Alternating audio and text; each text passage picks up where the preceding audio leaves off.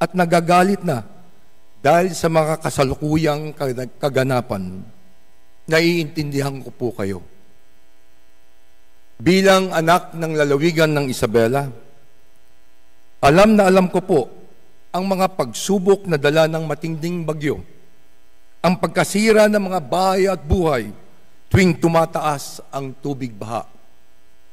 Sa ngalan nila, tinatanggap ko ng buong kababang loob ang hamon ng pagiging Speaker of the House. Ako na ang unang magsasabi sa ating mga kababayan. Meron po kaming pagkukulang. Kami po ay nagpapakumbaba sa inyo. Nakikiusap po kami na sana bigyan nyo kami ng pagkakataong ituwid ang mga maling kalakaran at linisin ang aming hanay. Nakikiusap po kami na magbigyan nyo pa kami ng tsansang makuha muli ang inyo pong tiwala. Ako po ay kaisa ng ating mahal na Pangulo sa kanyang layunin na linisin ang pamahalaan upang tayo ay bumangon muli. Under my leadership, this House will change. I will not defend the guilty and I will not shield the corrupt.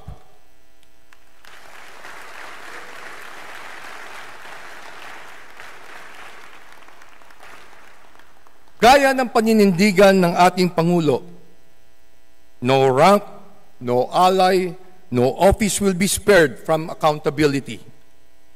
We must strengthen the Oversight Committee and fully cooperate with the Independent Commission of Infrastructure. Our duty is not to protect each other. Our duty is to protect the Filipino people.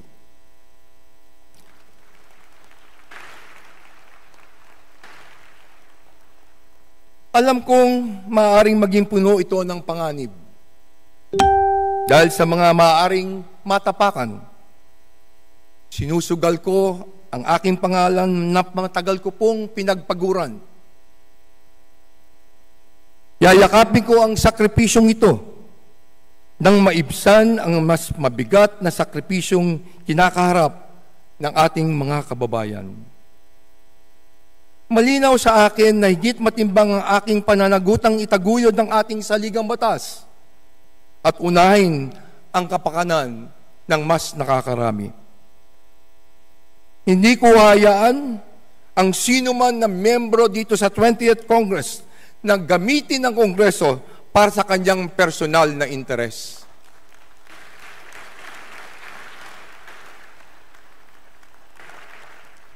Panahon na nang ituon natin ang ating paningin sa mga pangailangan ng ating mga kababayan.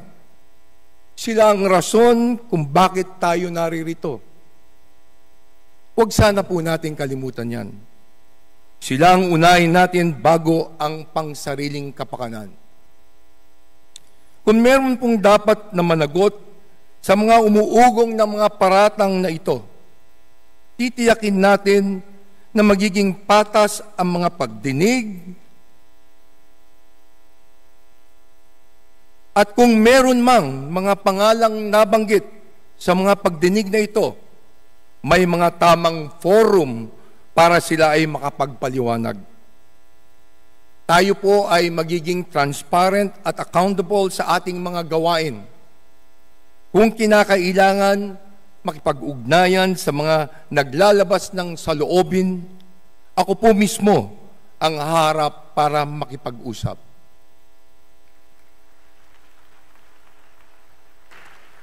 Makikinig po kami sa daing ng ating mga mamamayan. Makikinig po kami sa inyong mga boses. Ito lang ang paraan para lumabas ang pawang katotohanan at dito lang masisimulang matanggal ang agam-agam ng ating mga kababayan.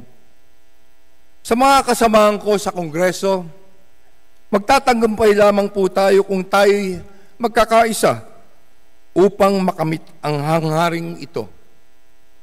Buo po ang aking paniniwala na mas nakakarami sa ating mga kasamahan ang nangangarap at handang magtrabaho ng tapat para mapabuti ang ating bansa.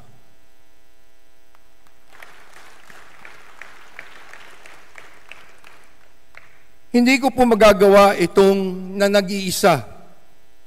Kailangan ko po kayo. Kailangan po natin ang bawat isa. Kaya kukunin ko itong pagkakataon na to na ipabot sa ang ating pong pasasalamat sa dating speaker sa kanyang bukas palad na pakikipagtulungan para maisakatuparan ang isang maayos na transisyon at natatanging hangarin na ito.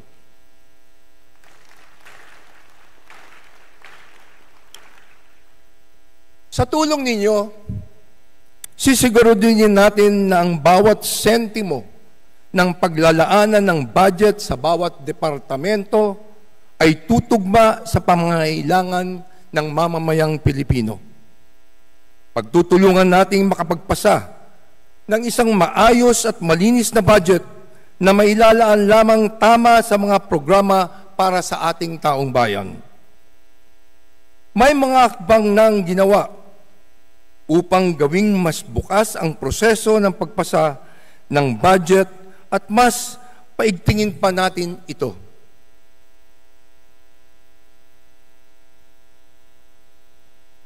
Ako po ay handang makinig sa iba't iba nating tinig upang higit ng makaunawa.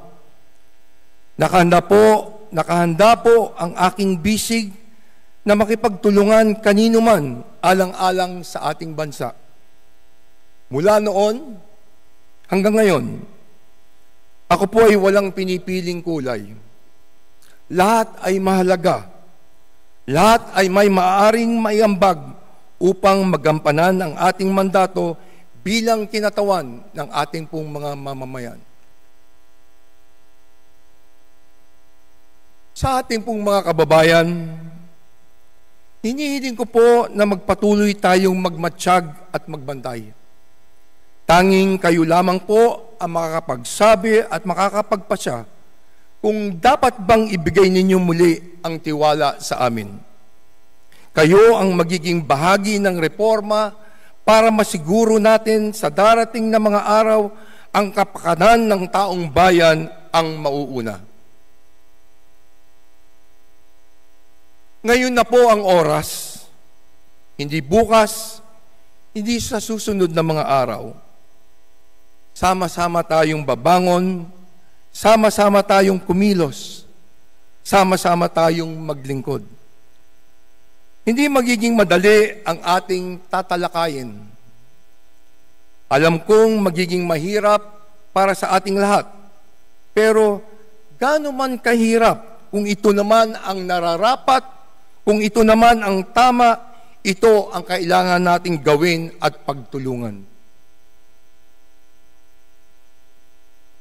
Sa bagong kongreso, ipaparamdam po natin ang tunay na malasakit. Ipapamalas natin ang tunay na paglilingkod na nakatutok ng buo para sa pag-angat ng buhay ng sambayanang Pilipino. Walang ibang agenda, walang ibang interes. Kapakanan ng Pilipino ang simula, gitna at dulo at wala ng iba.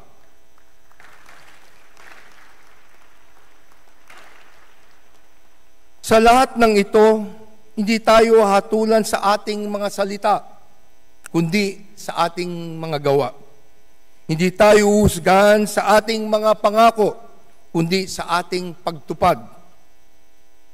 Kaya hinihikayat ko ang bawat isa na sama-sama nating isulong ang isang bagong Pilipinas na matatag, marangal at nagkakaisa. Muli, maraming salamat sa inyong pagtitiwala. Pagpalain nawa tayo ng puong may kapal.